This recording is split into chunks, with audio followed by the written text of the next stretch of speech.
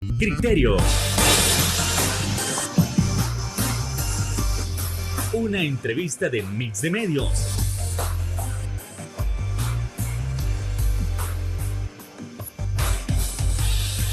Que aborda frontalmente los problemas de El Salvador con los verdaderos protagonistas y plantea soluciones.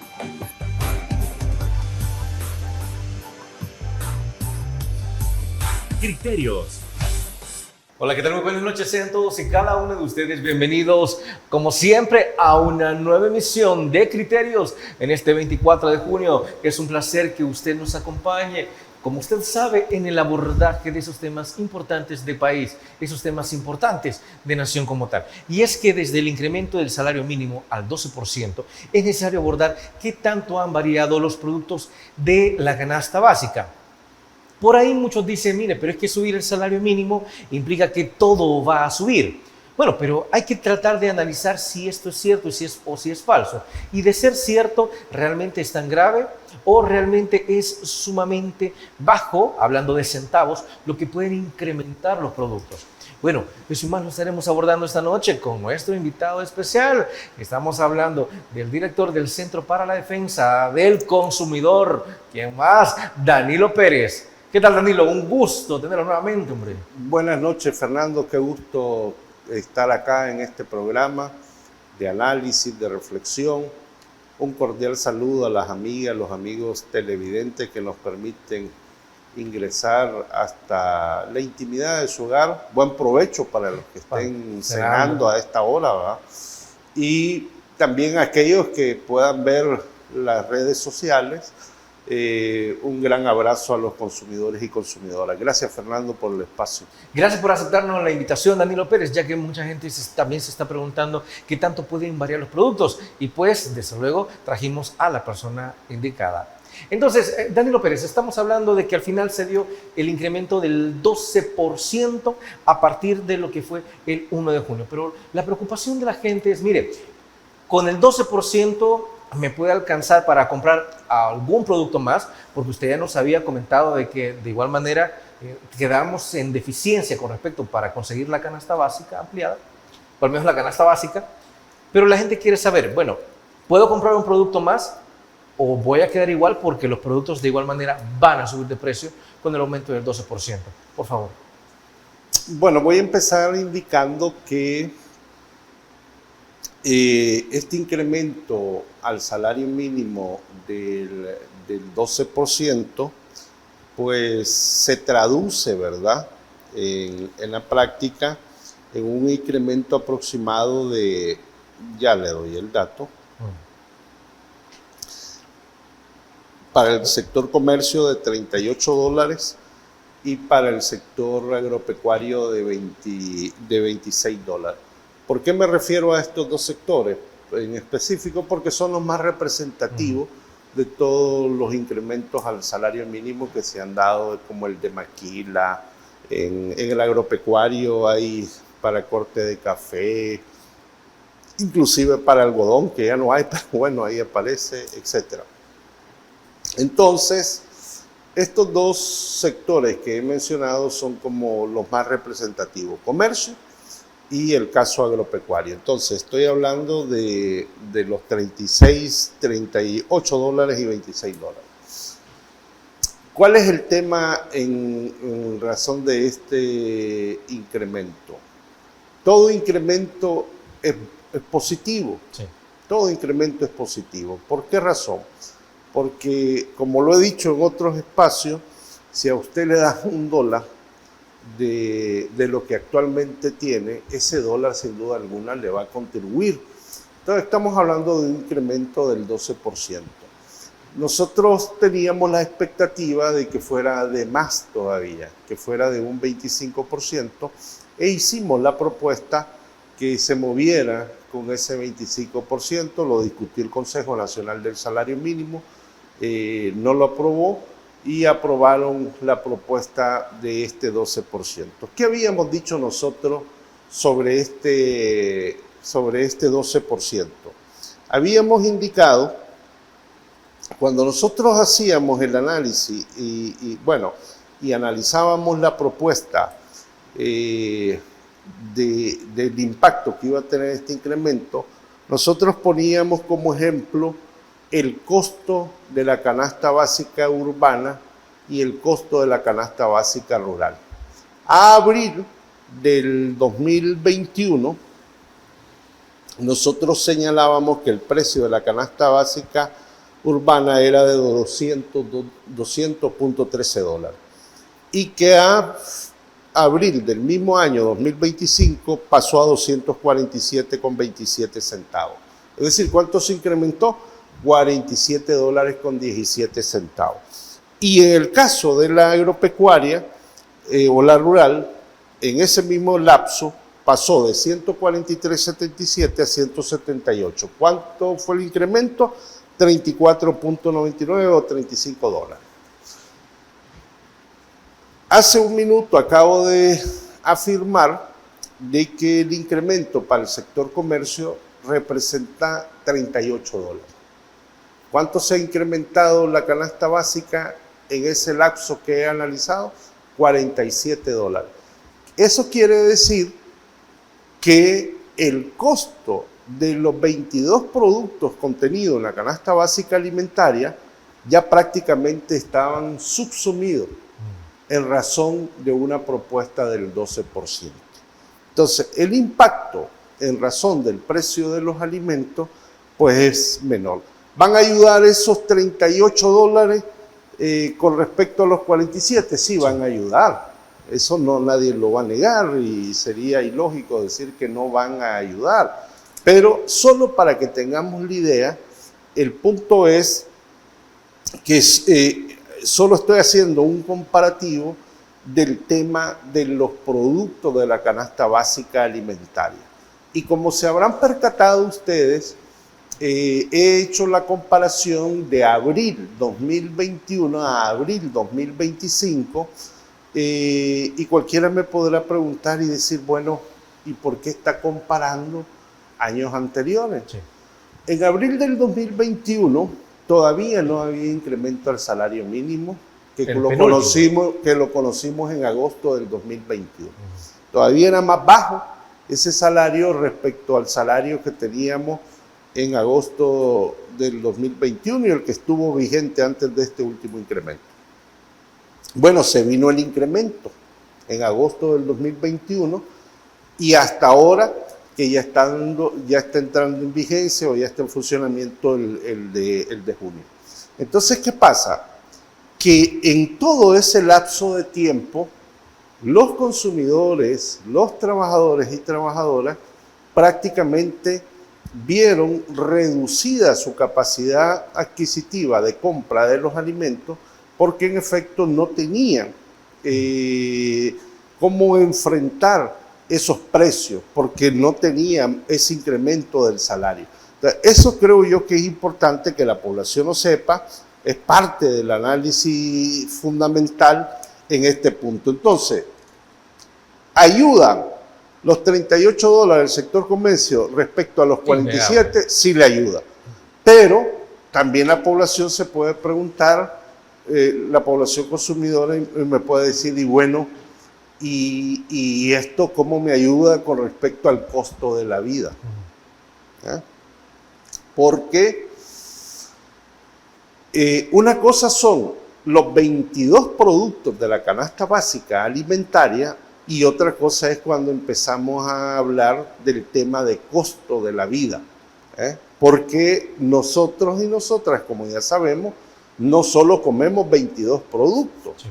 Además demandamos otros productos que no están contenidos en la canasta básica alimentaria. Y demandamos insumos para el hogar, como para la higiene, por ejemplo, para la higiene personal. Demandamos cosas de aseo para el hogar. Demandamos... Sí, porque no todo es alimento. Sí, claro, no todo es alimento. Demandamos medicina, demandamos educación, demandamos servicios públicos y tenemos varias demandas en materia de esa realización del derecho a la vida, ¿va? Claro. Del día a día. Entonces, cuando uno analiza ya el tema de cómo estamos respecto a la situación de costo de vida, lo que pudiera yo señalar y lo que yo pudiera indicar es que ya los nuevos salarios en la metodología que se aplica normalmente para el cálculo del salario mínimo, que toma en cuenta otras variables, pero una de las variables que se analiza es lo que se llama el costo de la vida multiplicando 2 veces el costo de la canasta básica alimentaria. Y precisamente me encantaría que ese análisis lo pudiéramos hacer, pero no sin antes irnos a nuestra primera pausa comercial. Regresamos en Criterios.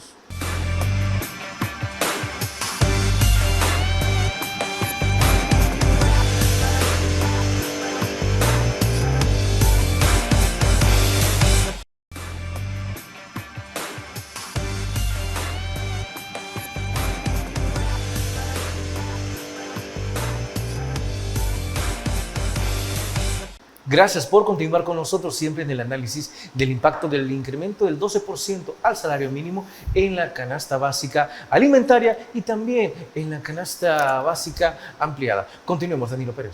Sí, qué interesante, qué importante lo que acabas de afirmar. Canasta ampliada o costo de vida. Normalmente se relacionan esos dos conceptos de costo de vida, costo de la vida y canasta ampliada. Sí. ¿Qué es la canasta ampliada o el costo de vida en el marco de calcular, hacer los cálculos para la discusión del incremento al salario mínimo? Es multiplicar 2 veces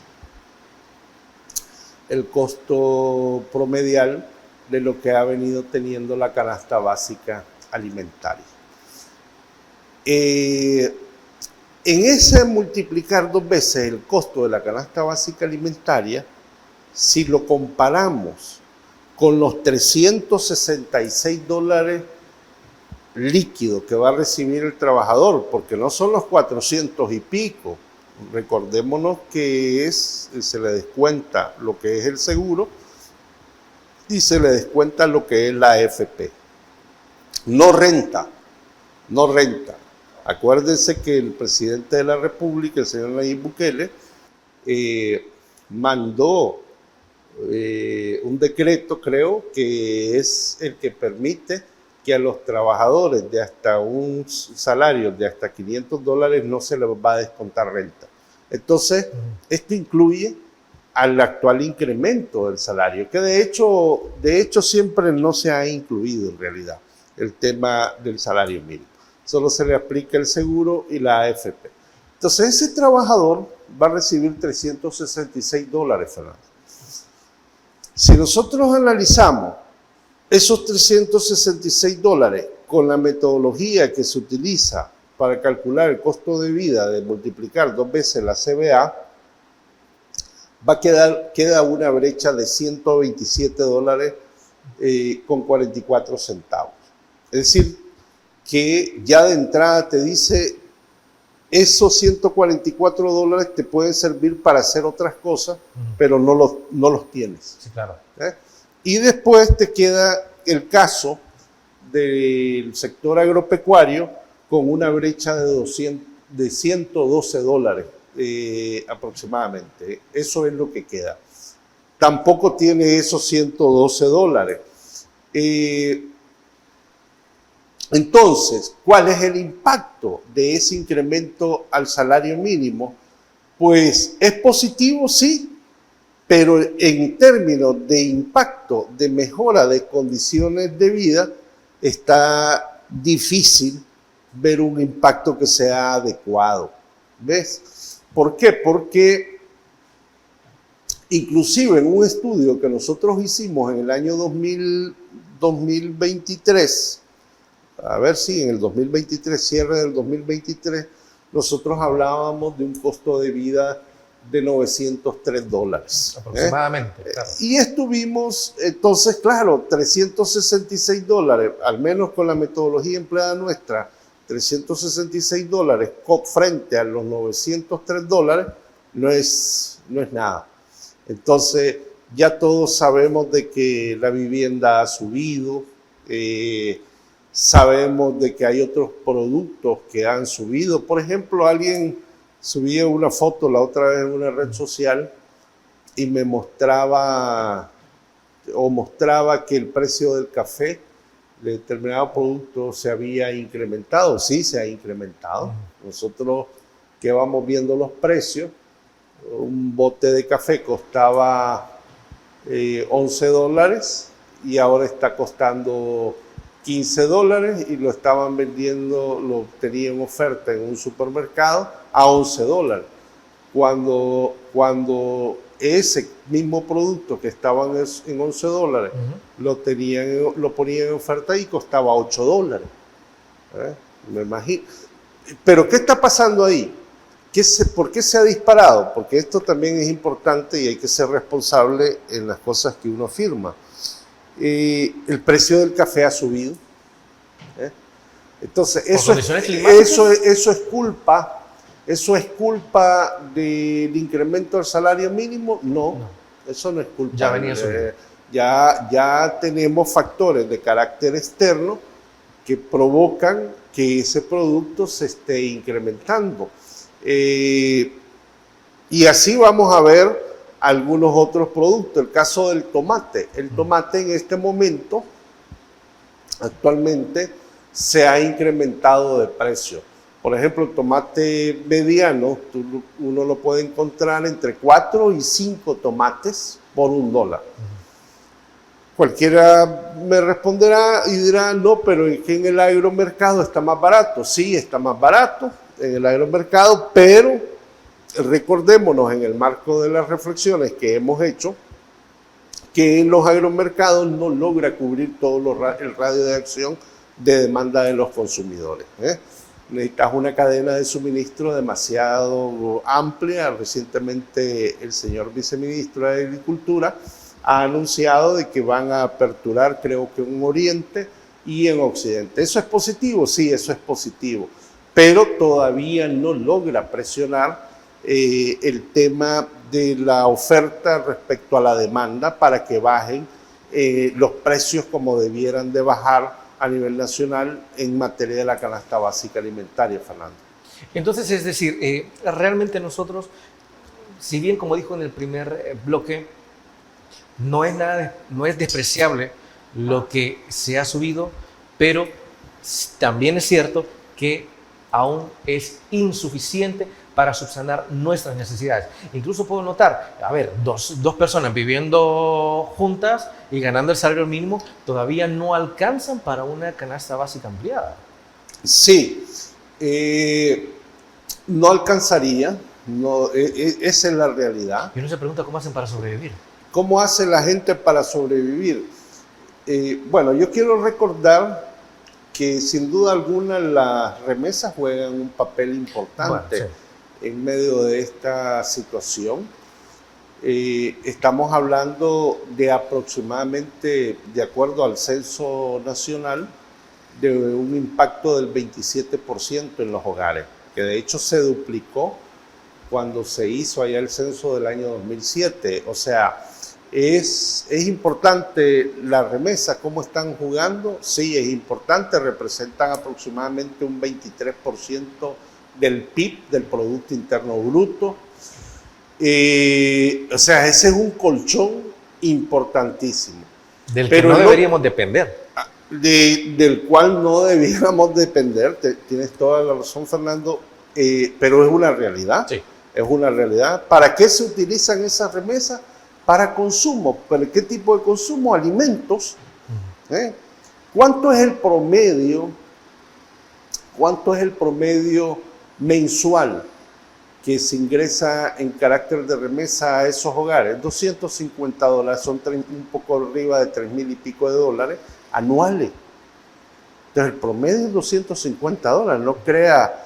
Claro, hay excepciones, ¿verdad? Como el hermano lejano que llegamos a un lugar y de pronto vemos el castillo o algunos que despectivamente hablan, que dicen que es el elefante blanco, ¿verdad? Porque es un castillo en medio de las otras casitas, sí, que están en la comunidad. Pero bueno, ese es el esfuerzo que está haciendo ese hermano lejano o ese compatriota que está allá en los Estados Unidos.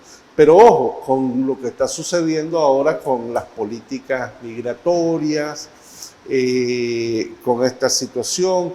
Todavía no tenemos el balance de cuántos salvadoreños y salvadoreñas han sido retornados, pero nosotros hemos hecho los cálculos del impacto que eso pudiera tener en materia de las remesas, por la cantidad de personas que pudieran regresar, y por el otro lado el posible riesgo de gravar las remesas, ¿verdad? Entonces tenemos ahí una volatilidad que tendría cierto impacto significativo, sin duda alguna, si sobre todo nos retornan a muchos compatriotas, a muchos ciudadanos y ciudadanas. Ese es un tema. El otro tema que hace la gente para sobrevivir es precisamente emprendedurismo, ¿va? Es buscar otro tipo de negocios alternativos. Y ahí yo sí creo que es importante. He estado viendo en las redes sociales, no sé si sea cierto, pero si fuese cierto, hay que ponerle mucha atención, y ahí creo que el mensaje le tiene que llegar al señor presidente de la República, Nayib Bukele. Hemos estado observando en las redes sociales, como tantas cosas se ve que son fake news, muchas son fake news, pero se ha estado hablando de que se está cobrando a los pequeños negocios y que se ha incrementado la tarifa. A eso creo yo que hay que prestarle atención en medio de la situación económica que tiene la familia salvadoreña. No olvidemos que todavía estamos en una situación de pobreza de 2 millones de salvadoreños y salvadoreñas en situación de pobreza. Entonces, si en medio de esta situación, donde hay complejidad en el mercado formal laboral, y por tanto la mayoría de la población está en la no formalidad, al menos debiera de prestársele fundamentalmente la atención para aquel concepto de lo que nosotros conocemos como negocios de subsistencia. Porque los negocios de subsistencia es la señora que está echando las pupusas, es la señora que está con las tortillas, es la señora o el señor que ha puesto la tiendita. No estoy hablando de almacenes, ¿verdad? Estamos hablando de pequeñas tiendas, los negocios de subsistencia, que sin duda alguna requieren poner la vista y decir, mira, pues a lo mejor, lejos de aumentar, a lo mejor conviene es disminuir, porque así ayudamos a que se incremente la demanda agregada en el país. Desde luego. Y así con esto nos vamos a trasladar a la siguiente pausa comercial. No nos cambie, regresamos en Criterios.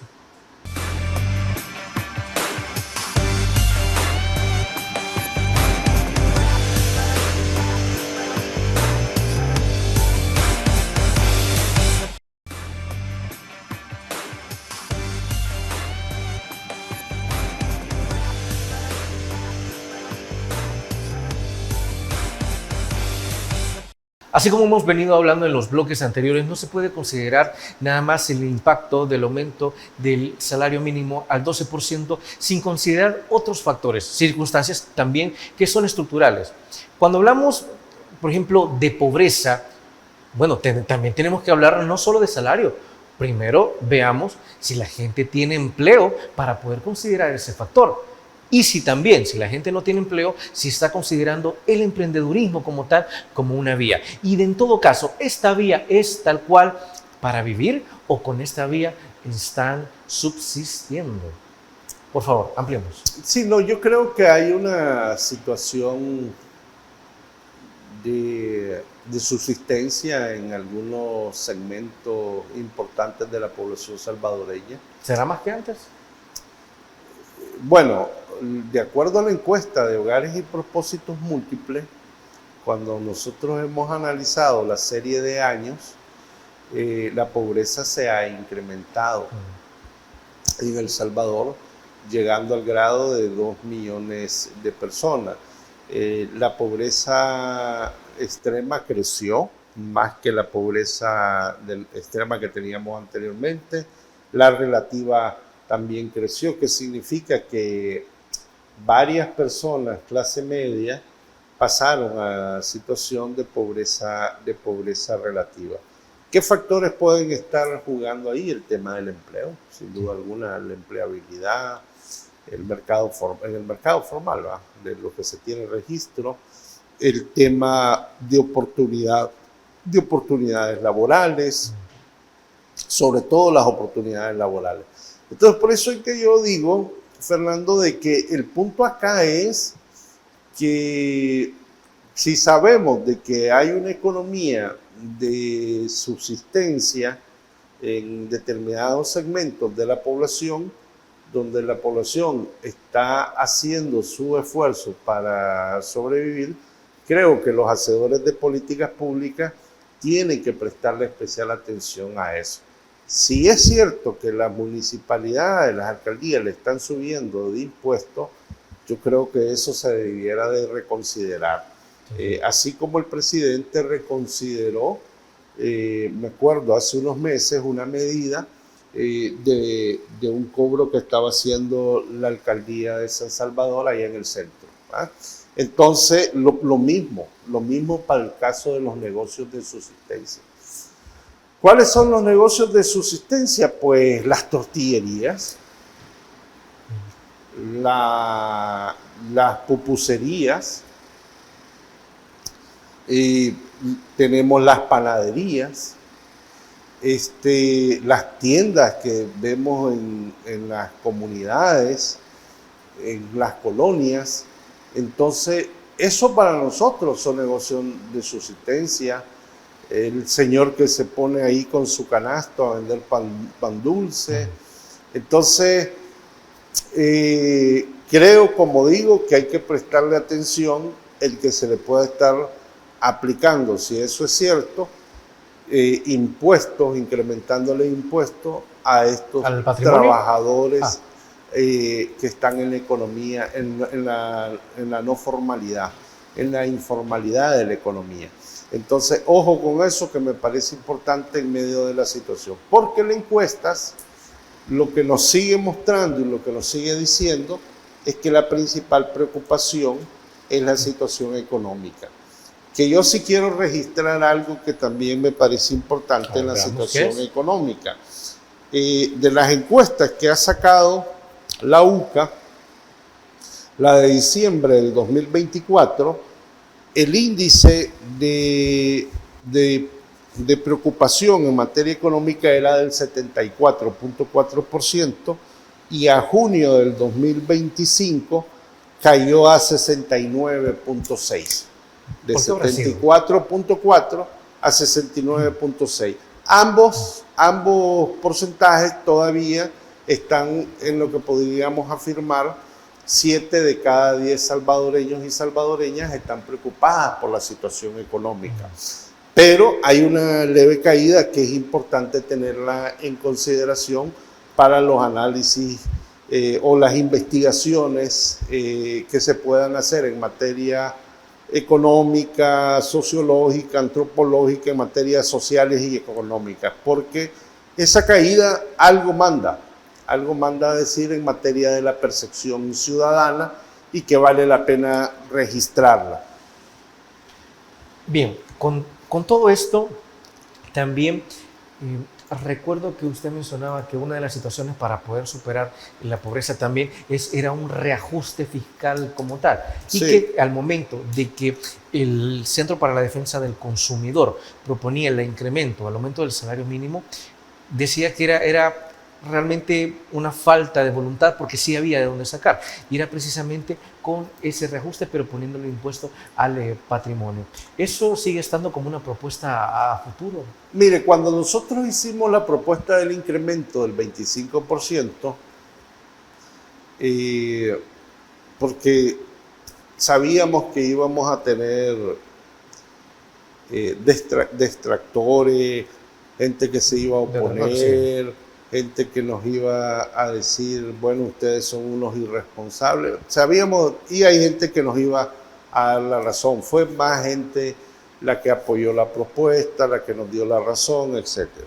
Y en ese 25% que nosotros propusimos, que fue acompañado por el sector agropecuario, de la microempresa, los sindicatos, Nosotros en el diálogo con estos sectores, sobre todo de las microempresas, nos dimos cuenta, porque ellos no lo dijeron, de que ellos no podían asumir un incremento al salario mínimo. Así nos lo dijeron. No estaban en condiciones económicas para asumir el incremento al salario mínimo. No era falta de voluntad política de los empresarios o los microempresarios, para separar el segmento de micro y empresarios. Era más una situación, como digo, de carácter económico. Entonces, ¿qué pasó? La propuesta nos llevó a analizar distintos modelos de tipo económico y las metodologías que debieran emplearse para hablar de este incremento del salario, porque sabíamos de que en promedio los últimos incrementos al salario mínimo andaban entre 20 y un poco arriba del 20%, para que sepamos de los anteriores incrementos al salario. Entonces dijimos, bueno, bien podemos llegar al 25%. Pero la pregunta es, ¿quién lo paga? ¿Quién paga ese incremento? Y escuchando a los microempresarios dijimos, bueno, aquí hay que hacer algún ajuste. Sí, hay que hacer y ese ajuste era, nos dimos cuenta analizando la estructura económica, que en El Salvador hay 110 multimillonarios. De esos 110 multimillonarios, 8.000 millones de dólares son los que amasan en materia de sus activos, de su capital, 8.000 millones de dólares. Solo uno de ellos tiene 5.000 millones de dólares. Hasta donde se ha investigado y hay fuentes de información que lo afirman. Entonces, bueno, dijimos que se aplique un impuesto del 2.5% más o menos, pudiera ser a la riqueza, al patrimonio, y que ese impuesto aplicado a esa cantidad de masa monetaria, el gobierno obtenía perfectamente 437 millones, que es lo que iba a costar el incremento al salario mínimo del 25% que nosotros estábamos proponiendo. 437 millones de dólares. Inclusive, en el análisis que nosotros hicimos, lo hacíamos con una propuesta además para que nos contribuyera a todo el país a reducir la pobreza. Pero no se hizo, se fue por el 12%, no se fue al 25%, y el 12% ahora lo asumen los microempresarios. Parece bajo lo que van a asumir los microempresarios, porque ¿quién lo paga? De nuevo surge la pregunta, son los microempresarios. Pero ¿cuánto va a pagar un microempresario por cada trabajador? Va a pagar de más de lo que ya le pagaba, $50. Si usted tiene una planta de 10 trabajadores, usted va a estar pagando en los 12 meses aproximadamente $600 de más, para que tengamos idea del impacto. Y si usted agrega la carga del pasivo laboral, que no es carga, si usted agrega en realidad esos derechos, esos beneficios de los trabajadores, como es el pasivo laboral, usted va a tener también otros $50 al final del año, o como decida pagarlo a mitad o a final de año, va a tener otros $50 por ese salario que usted está pagando. Entonces, ahí hay una presión que es importante, que a mí me parece que es necesario observarla en materia de cómo se va a comportar el mercado laboral a partir del incremento. Creo que todavía es muy prematuro hacer una observación porque no tenemos, vamos apenas a cumplir el mes, vamos a entrar al segundo mes.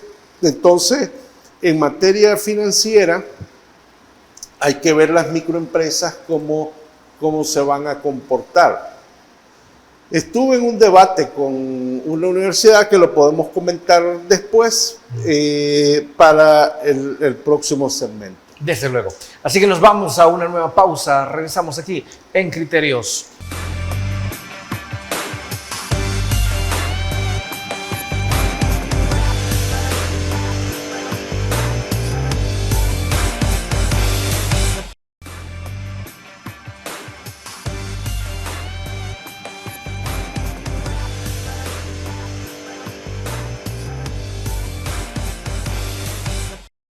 Si el aumento del salario mínimo del 12% como tal lo van a asumir las microempresas, bueno, alguien podría pensar, pero ¿tienen la capacidad suficiente para poder hacerlo? Y si no lo tienen, esto obligaría a cerrar algunos emprendimientos, obligaría a cerrar algunas microempresas. Por favor, Danilo Pérez. Mira, yo no me atrevería a afirmar de cierre de micro o de que se dé un cierre, pero pudiera ser el escenario más probabilístico sería pérdida de empleo, pudiera pasar, ¿verdad? Pero como digo, hay que esperar cómo se va desenvolviendo el mercado laboral. La otra vez en un diario leí que a partir de la propuesta de incremento, una empresa de seguridad había despedido no sé cuántos empleados, ¿verdad? Entonces, sí, eso puede pasar, claro que puede pasar. Pero ahí es donde yo digo, hay que prestarle atención para ver cómo, ¿por qué razón? Yo creo que hay segmentos en materia de la micro que pueden asumir el incremento. Por ejemplo, turismo. Turismo, como todos sabemos, ha tenido un buen desempeño últimamente por las medidas que se están implementando, va teniendo un buen desempeño tanto en su oferta como en su demanda. ¿Eso es positivo? Sí, eso es positivo, pero hay que ver, ahí se puede absorber, pero quizás otro segmento de la economía en materia de la micro no lo pueden absorber. Por ejemplo, en el caso de agricultura, en el caso del sector agropecuario, hay una demanda, una oferta contraída, donde además los insumos agrícolas están caros, donde el precio de la tierra está alta.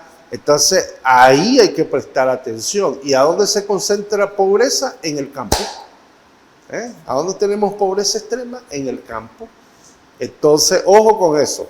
Y habrán algunas microempresas que requieran del sector comercio, como una tienda determinada que venda ropa, que vende electrodomésticos, etcétera, etcétera, que tiene una gran demanda de energía eléctrica, aparte de su demanda de carácter laboral, y habrá que prestarle atención cómo se va a comportar ahí.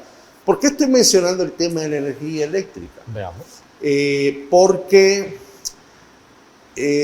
quiero introducir la posibilidad de que el gobierno o los hacedores de políticas públicas tomen en cuenta que si el mercado laboral, en ese análisis que hay que esperar cómo se comporta el mercado, nos empieza a mandar señales de que hay una afectación en términos del 12% y se pierden empleos, entonces al menos se debe de alentar a la microempresa con algunas medidas para específicamente ciertos sectores, por ejemplo, subsidiarle más el precio de la energía eléctrica.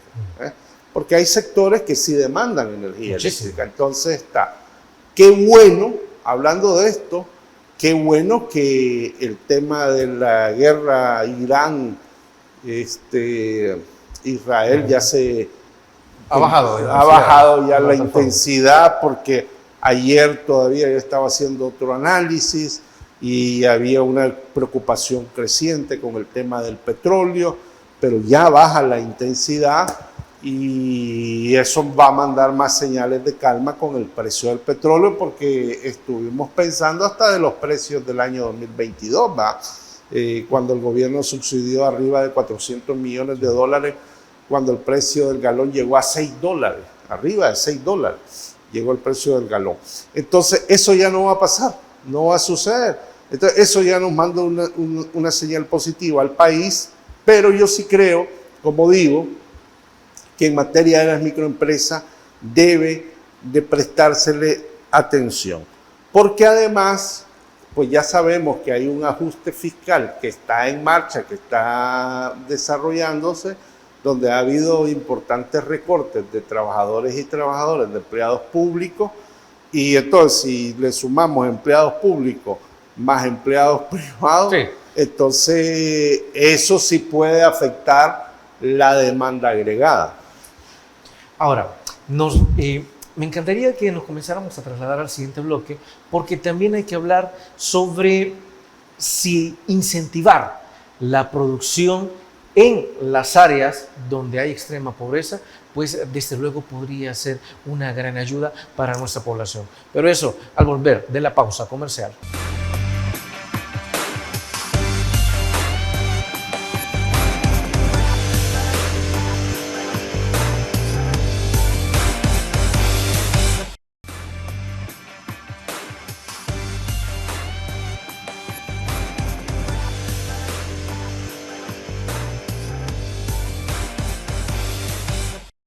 Así como cerramos en el bloque anterior, evaluemos si incentivar, desarrollar la producción como tal en las zonas donde hay extrema pobreza también puede beneficiar a todas estas familias. Bueno, no solo a estas familias, también puede incentivar a que los precios de la canasta básica empiecen a disminuir progresivamente. Por favor, Danilo Pérez. Sí, como no, sin duda alguna hay que incentivar el desarrollo económico de progreso en los sectores más vulnerables de la economía. ¿Quiénes son los sectores más vulnerables de la economía? El campo. Ahí se concentra gran parte de la pobreza de carácter nacional y preocupa lo que está sucediendo en el sector agropecuario. ¿En qué sentido preocupa? En que ya tenemos un TLC, un CAFTA. El CAFTA, la firma del acuerdo que se firmó entre Estados Unidos y Centroamérica y República Dominicana, el Tratado de Libre Comercio, donde ya prácticamente está todo a cero arancel. Sí. Entonces, el maíz de los Estados Unidos es mucho más rentable comprarlo a los Estados Unidos que el que se produce en El Salvador, porque los costos de producción en El Salvador son mucho más caros que lo que pueden estar costando en Estados Unidos, porque además en Estados Unidos los subsidian, aquí no tenemos subsidios más que en la tarjeta que se da con los $75, pero que no logra surtir efecto. Entonces, esa es una debilidad o un problema que estamos, más que debilidad, es un problema que estamos identificando en la parte agropecuaria, los precios altos, los insumos agrícolas caros, el tema de la edad de los productores. Y que nadie quiere trabajar en el campo. Claro, pero ¿quién va a querer trabajar en el campo? Si tú le dices a un joven de allá, trabaja en el campo y sabes de que vas a ganar poco, sí, creo que ningún joven quiere eso. Un joven no es a lo que aspira, ni menos un joven aspira a más cosas. Entonces, ¿qué valor agregado le damos a la producción? Nosotros hemos insistido en ese tema. Por ejemplo, yo conozco colectivos de jóvenes que están produciendo miel. Bueno, ya ahí hay una oportunidad para los jóvenes, o las frutas que se pierden. He estado en relación con cooperativas de ver cómo se procesa determinado tipo de fruta y la hacemos en jalea, etcétera. Va a pensar en todo el valor agregado para incorporar eso sí a los jóvenes. ¿Me explico? Sí, y ver de qué manera. He estado recientemente en una cooperativa inclusive donde hay condiciones para hacer un centro recreativo y de hecho, y entonces hablaba con los cooperativistas y yo les decía, bueno, pero aquí hay que meter a los jóvenes para que le enseñen a hacer kayak a a los turistas que vienen de la zona. Es una fuente. Claro, me explico. Entonces hay que buscar esas oportunidades. Yo creo que eso es importante. Así como el gobierno ahorita está generando un polo de desarrollo a nivel turístico, macro le voy a llamar, yo creo que también debiera de armar algún equipo de trabajo que pudiera entrar a esa parte más micro de la población para poder desarrollar precisamente a la ciudadanía, etc. Eso es uno de los elementos que me parece fundamental, el sector agropecuario, porque si no se desarrolla, vas a tener siempre a esa gente en situación de pobreza. Sí. Y vas a estar inclusive pensando en subsidio, pudieras darle vuelta, vamos a vivir. Eso es, pudieras darle vuelta al análisis y poner más en perspectiva centros de desarrollo que se pudieran pensar. Y ahí, por tanto, es importante la cooperación, es importante el papel del gobierno, etc. El otro sector que a mí me parece importante es los cinturones de pobreza que tenemos en las zonas urbanas. En el interior del país. Aquí tenemos cinturones de pobreza que empezando desde el Escalón, te vas a los barrancos y ahí están, ¿verdad? Ahí está la gente. Entonces, y hay muchas comunidades. A mí me ha llamado, como digo, la atención eso que he observado en las redes sociales de ese cobro que se está haciendo. Bueno, yo conozco a una señora que inclusive pasaban hambre y de pronto, qué bueno, pusieron una pupusería, están vendiendo en la calle. ¿Le comenzaba a ir mejor? Y están vendiendo en la calle. Yo no sé si le están cobrando algún impuesto, pero eso es lo que creo que hay que reconsiderar si es lo que se está haciendo, porque es gente que está al menos ganando para llevarle la subsistencia, la comidita a esa familia que estaba en situación de necesidad de seguridad alimentaria. Esas son las cosas, Fernando, que a mí me parece que tendrían que pensarse con mayor claridad. El tema de ver cómo se baja más el precio de la energía eléctrica. Si bien es cierto, El Salvador tiene tarifas competitivas a nivel regional, sin embargo, en los análisis que nosotros hemos hecho de los pliegos tarifarios, hemos notado un incremento a la tarifa de energía eléctrica. Danilo Pérez, se nos ha terminado el tiempo, pero como siempre no nos queremos ir sin agradecerle por haber traído esos criterios en torno a lo que ha sido el incremento del salario mínimo y cómo esto ha impactado en la canasta básica alimentaria y también en lo que es la canasta básica ampliada.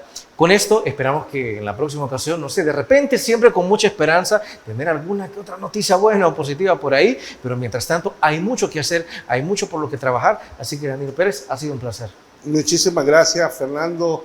Gracias, como digo, por el espacio. Un gran abrazo a los consumidores y consumidoras que me permitieron estar ahí en la intimidad de su hogar.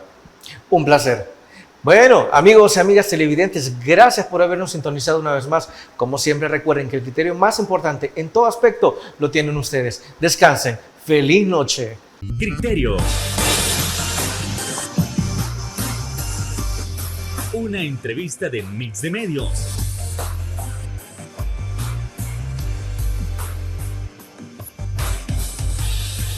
Que aborda frontalmente los problemas de El Salvador con los verdaderos protagonistas y plantea soluciones.